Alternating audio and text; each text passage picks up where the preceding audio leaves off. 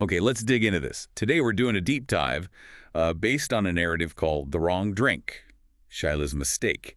It really gets into vulnerability connection, especially when you're somewhere totally new. Yeah, and this source, it just drops you right in. You're right there with Shilah. She's like 2 days into a new job, new country, really wrestling with the language. And feeling intensely watched. The Hmm. source mentions it, feeling like the walls had eyes. Exactly, just this constant scrutiny. So in that state, Hmm. super high pressure, right? The main event the source describes is, well, it's tiny. Pouring the wrong drink in the wrong cup. Yeah, A simple mistake anyone could make. anyone. But the reaction, according to the narrative, not simple at all, not understanding. No. The source describes this immediate aftermath. First, this awful silence, described as louder than any slap. Wow, and then straight into yelling accusations. It wasn't like, oops, wrong drink. It instantly became about her. Right.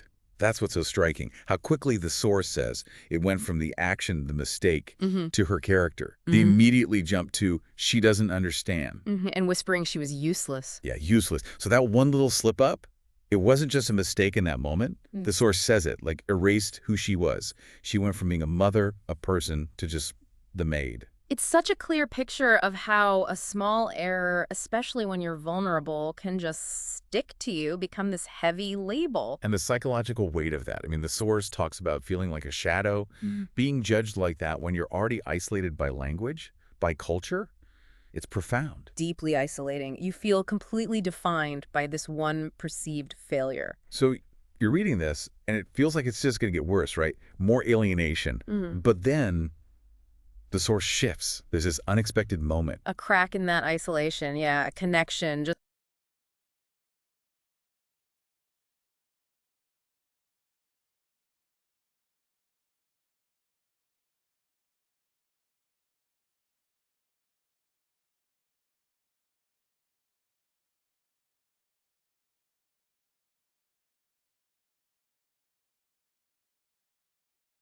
Yes, and it feels like it's just going to get worse, right? More alienation.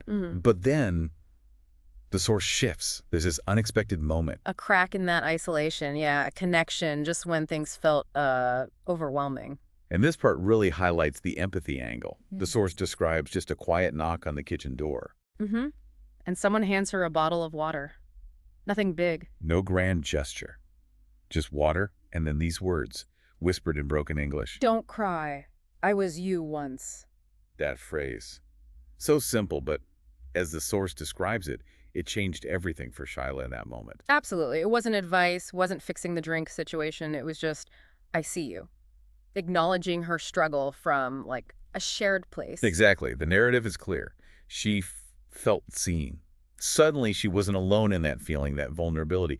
Someone else understood. And that feeling being seen, being understood because someone else shared their past vulnerability, the sources, that's where her promise came from. Her promise to herself. Yeah, to take that pain, that judgment she felt, and use it to, feel for others, to Yeah. connect with people going through similar things. It's such a powerful takeaway for us, for you listening. This story shows me more clearly than just saying empathy is good, how fast we can judge. Mm-hmm. That fundamental attribution error thing. Blaming character, she's useless, for what's really situational, new job, language barrier, stress. Especially when someone seems other or is down. Right. And then the flip side, how just one quiet act rooted in I've been there too can completely cut through that isolation. It can change someone's whole perspective. So maybe the thought to leave you with is this. Think about how easily we can let a mistake define someone, especially in tough moments. And how important it is to maybe pause, look past the air, and try to find that shared experience underneath, that echo of I was you once.